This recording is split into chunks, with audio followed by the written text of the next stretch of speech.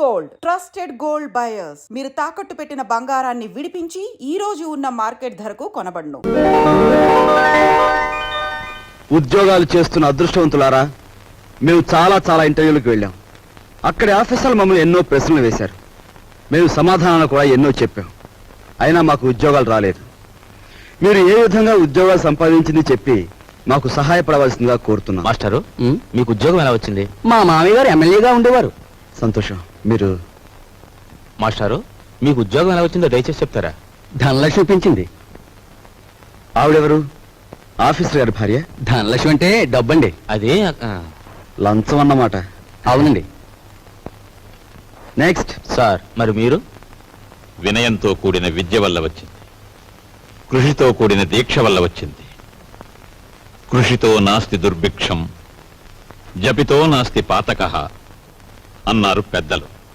కావచ్చు, కానీ మీకంటే ఎక్కువ విద్య ఉన్న మా యువతరానికి మీకంటే తక్కువ ఉద్యోగం కూడా ఎందుకు రావటుందో చెప్తారా? మీ యువతరానికి విద్య కంటే పొగరెక్కువ, వినయం కంటే విప్లవం ఎక్కువ, ఆలోచన కంటే ఆవేశం ఎక్కువ, బాధ్యతల్ని భరించటం కంటే హక్కుల కోసం పోరాటం ఎక్కువ. విద్యని వివేకాన్ని వీధులకిడ్చి మీ నిరుద్యోగానికి ఈ వ్యవస్థే కారణం అనుకోవడం తప్పు. ఉద్యోగం ఎలా వచ్చిందంటే మనల్ని కారేశాడు. ఈయనెవర్రా? మా నాన్నగారు. ఒకవేళ నీకేదైనా జవాబు తెలియదనుకో, అది కూడా వినయంగా చెప్పి తప్పకుండా తెలుసుకుంటాను సార్ అనాలి. రక్షక్, అన్నట్టు ఇంటర్వ్యూ కార్డు జేబులో ఉందా? ఉంది నాన్న. నువ్వు పదవ. అలాగే పద. నువ్వు రావే. వస్తామ్మా. ఆ ఉద్యోగం రాక మరో ఇంటర్వ్యూ వస్తే అమ్మ శకునం మంచిది కాదేమోనని చెల్లెల్ని, ఆ చెల్లెలు కాదని ఇంకో చెల్లెల్ని, నాకు ఎదురొస్తే ఉద్యోగం రాదేమోనని మా బామ్మ కూడా పక్కకు తప్పుకుని, ఇలా ఒక్కొక్క ఇంటర్వ్యూకి ఎన్నో ఆశలు పెంచుకున్న మా వాళ్ళందరికీ వీడికి ఉద్యోగం రాదు అనే నిరసన భావంలోకి వచ్చేశారు. ఉదయం మా ఇంట్లో నన్ను చూసేసరికి సుప్రభాతం మరో రకంగా తయారైంది.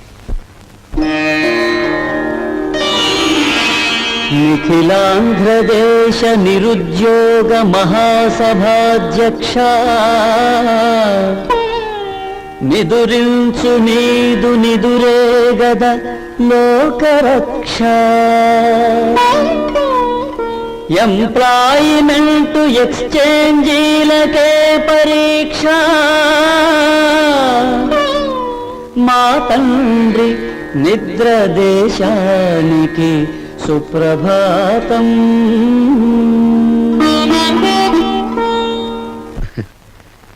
ఉద్యోగం రాలేదన్నదే మన బాధ. మన వాళ్ళు ఇంకా ఉద్యోగస్తులు కాలేదే అన్నదే మన పెద్దల నిస్పృహ. అదేమిట్రా నెయ్యి వేసుకోకుండా ముద్ద కలుపుతున్నా? ఇప్పుడు నెయ్యి లేకపోతే ఏం పోయిందమ్మా? పప్పులోకి నెయ్యి వేసుకోకుండా అన్నం తినడం మన ఇంటా వంట లేదురా. అమ్మాయి, నువ్వు వడ్డించు.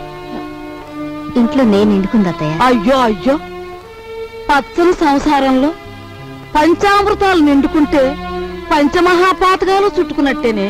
చేతిలో డబ్బు లేక ఆ నెయ్యి నేనే కొనలేదమ్మా. నీకు ఎప్పుడు ఏ పని చేయడానికి డబ్బు ఉంది? ఈ సంసారం నీ హయాంలోకి వచ్చిన తర్వాత పప్పులోకి నెయ్యి కరువే, నెత్తి మీదకి నూనె కరువే. ఏం ఉద్యోగం చేస్తున్నావో, ఏమి ఎలగ పెడుతున్నావో, ఆ మహారాజు కడుపును పుట్టావు.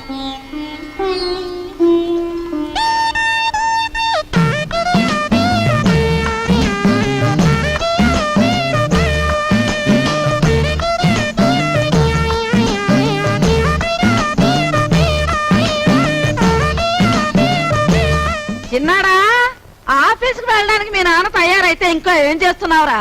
తాతయ్య వదిలేసిన రావుకోటి పూర్తి చేస్తున్నానే, వచ్చేస్తున్నా. మా నాయనే, నీకున్నపాటి బుద్ధి పెద్దదవుకుంటే ఈ పాటికి 2 జిల్లాల కలెక్టర్ అయ్యేవాడు. ఒరే నాయనా, ఆ రాంకోటి సాయంత్రం పూర్తి చేద్దు గాని బడికి బయలుదేరు. ఏమండి, సరస్వతిని చూసుకోవడానికి వెంకటపతి గారు వాళ్ళు వస్తా ఉన్నారు. వాళ్ళు ఎప్పుడు వస్తారో ఆఫీస్ నుంచి వచ్చేప్పుడు కనుక్కురండి. అలాగే. అరే సరస్వతి, నువ్వు ఇక్కడున్నావా? అబ్బో, ఏంటే అట్ట మెలికలు తిరిగిపోతున్నావు?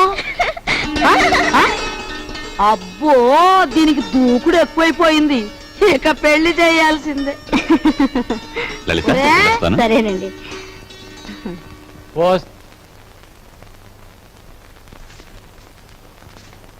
అన్నయ్య, నువ్వు మా అత్తవారికి బాకీ పడిన కట్నం డబ్బు చెల్లించలేదని మా మామగారు అత్తగారు నన్ను ప్రతి క్షణం రాచి రంపాన పెడుతున్నారు. నువ్వు వెంటనే ఆ డబ్బు చెల్లించి నాకు ఈ నరకయాతన తప్పిస్తావని ఆశిస్తున్నాను. ఇట్లు నీ చెల్లి సావిత్రి. ఉత్తరం ఎక్కడి నుంచిరా? సావిత్రి దగ్గర నుంచా? చెంచకుండానే. ఆఫీస్ ఉత్తరంలే అమ్మా. ఆహా. ఏం రాపిగా, నీకు డబ్బులు ఇవ్వాలి కదా, 2 రోజుల్లో ఇస్తాలేరా? అట్టగేనండి. లక్ష్మి వెళ్ళవే, రిక్షా ఎక్కువ. రండి. ఈడి క్రాపు ఈడి షేపు చూస్తుంటే అచ్చు సినిమాలో వెళ్ళంలా యమ సీరియస్ గా ఉన్నాడు. మన పని అవ్వాలంటే ఇలాంటి వాడితో జాయింట్ అవ్వాలా? గురువా, హలో చెప్తాను. ఊరుకోరా, ఊరుకో. ఈ ఫోటో ఎవరిదో బాగా చూసి చెప్పు. ఈ ఫోటో నీదేనయ్యా? దెబ్బ తినేసావు గురువా, నీకు బాడీ ఉంది గాని మెదడు తక్కువే. ఈ ఫోటో నాది కాదు, భుజంగరావు గారు అని ఈ ఊళ్ళో బాగా చిల్లర సంపాదించేసి బాగా మదించిపోయిన పెద్ద మంచి ఫోటో ఇది. యువత నేను రౌడీ గురువు గారితో మాట్లాడుతుంటే నువ్వేట బా. ఇంతకీ చెప్పొచ్చేది ఏంటంటే, ఇదిగా ఈ మనిషి నా ఇంట్లో తప్పించేసి నన్ను ఆ ఇంట్లో ఎట్టేసావు అనుకో, చెప్పాను కదా బాగా చిల్లర ఉన్నాడని. ఆ చిల్లర మన ఇద్దరం సరి సమానం పనిచేసుకున్నాం. ఎలాగుంది ఐడియా? నీ కంటికి నేను ఎలా కనిపిస్తున్నానయ్యా? గురువా, నీ ముఖం చూడగానే నాకేమనిపించిందంటే ఇక్కడ కూనీలు కంట్రీ పనులు రేట్లు వారీగా చేయబడును అని పోటీ కట్టినట్టు అనిపించింది. అలో వింటున్నావా? వింటున్నా. గురువా, నా బాడీ నిండా ఐడియాలు ఉన్నాయి గాని కలేజా లేదు. నీ కలేజా నా ఐడియాలు జాయింట్ చేస్తే తుమ్మేస్తాను. ఏమయ్యోయ్, నేను పోలీసు వాళ్ళకి పాత చుట్టానే కావచ్చు, కానీ నన్ను పరీక్షించడానికి సిఐడి నిన్ను పంపించారని నాకు బాగా తెలుసు. హలో, నేను ఈ పని చేయను. వస్తా. గురువా, హలో, ఇదెక్కడ పీకులాట పంచాంగం నాయన, నన్ను సిఐడి అంటావేట్రా బాబా? ఎవర్రా నువ్వు నామేసేస్తా? హాపడక బ్రదర్. హలో, నువ్వు మోగోడు కదరా ఎలా మాడుతున్నావు? పైగా నన్ను పెదరు అంటావు. నీ కంటికి నేను పెద్ద ముష్టోళ్ళ కనపడుతున్నాను ఎట్రా? ఏటి ఎదవేస్తాలు? ఈ వేషం ఒక్కటే కాదు, నువ్వు చూడాల్సిన వేషాలు ఇంకా చాలా ఉన్నాయి. చూస్తావేంటి నా విశ్వరూపం? పట్టుకో పట్టుకో. హలో,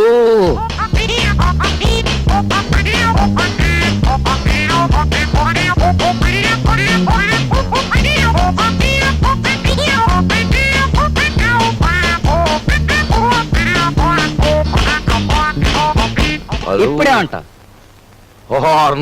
నీ బాడీ అంతా చూసినా చేరు మాంసం ఉండదు, బుర్రలో ఎంత మాయ ఉందిరా బాబా. ఏ మాయే కాదు, మాయగాళ్ళకి మాయగాడు మా బాస్. మాయల పకిరిగాని చూపిస్తాను, పద. హలో, పద. నువ్వు ఎక్కడ ఉండు బ్రదర్.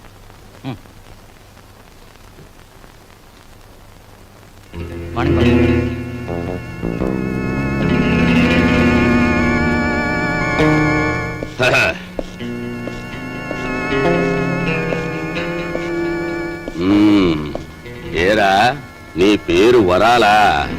పేర్లోనే వరాలు ఉన్నాయి కానీ చేతిలో మొరమొరాలు కూడా లేవు. బాబు, ఈ కత్తి కంటే నీ నవ్వే భయంకరంగా ఉంది. ఇంత భయపడే ఎదవే ఈ ఎదవ పనులోకి ఎందుకు వచ్చావురా? ఎందుకు వచ్చానంటే, అలు అస్త్రాలు వదలడం అర్జునుడికి తెలుసు. అయినా ఫైటింగ్ సీన్ లో ఫ్రంట్ సీట్ లో కృష్ణుడిని ఎందుకు కూర్చోబెట్టాడు? ఐడియాలు ఎత్తాడని. మనసేంద్రి కూడా అదే గురువా. అందులో నా వాటా ఎంత? డేవిడ్ గురువా, మనలో మనకి పీకులంట పంచాంగం ఎందుకు? 50-50 పంచేసుకుందాం. మాట తప్పితే మర్డర్ చేసేయి. ఓకే. ఓకే అనే ముందు నాదో చిన్న షరతు.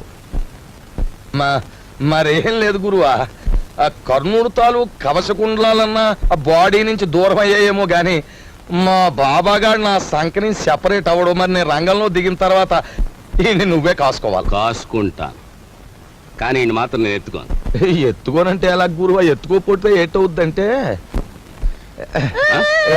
ఊరుకోరా, ఊరుకో. అది ఈడితో న్యూసెన్స్. ఆయన చేత ఈడు మన కూడా ఉంటే అల్లరే గాని చిల్లర రాలదు. సరేలా తాలే. ఎళ్ళు బాబా, ఎళ్ళు, జాగ్రత్తగా వెళ్ళు బాబా. అది అదిరా బాబా, అది.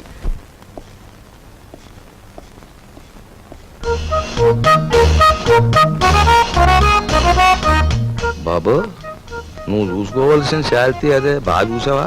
నిజమే వరాలా, నువ్వు చెప్పినట్టు ఇద్దరు రూపురేఖలు ఒక్కలాగే ఉన్నాయి. నవకాయ బాబు, ఇది ఆఫీసు. ఇదిగో ఆయన వాకింగ్ చూసాం కదా, ఆయన టాకింగ్ కూడా విన్నాం. పద పద.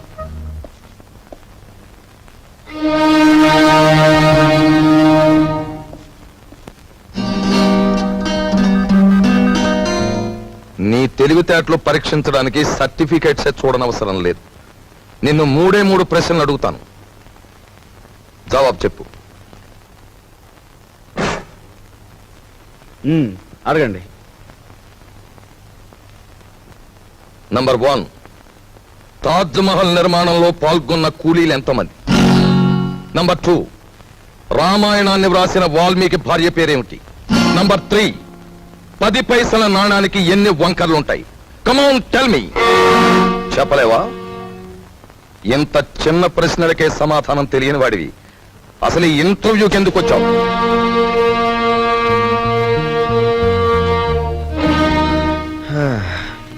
చెప్తాను.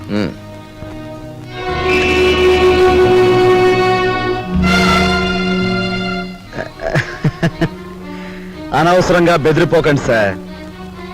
ఇది నా 61వ ఇంటర్వ్యూ. అంటే నా సహనానికి షష్టి పూర్తి జరిగిపోయింది. అసలు నేను ఉద్యోగానికి పనికిరాను, లేదా నన్ను ఇంటర్వ్యూ చేయడానికి ఆఫీసర్గా మీరు పనికిరారో ఇప్పుడు తేల్చుకుంటాను. సార్, వాల్మీకి భార్య పేరు మీరు వినలేదు, నేను వినలేదు. కానీ పెళ్ళైన దగ్గర నుంచి మీరు మీ భార్యను చూస్తూనే ఉన్నారు. ఆవిడ చేతికి ఎన్ని గాజులున్నాయో మీరు చెప్పగలరా?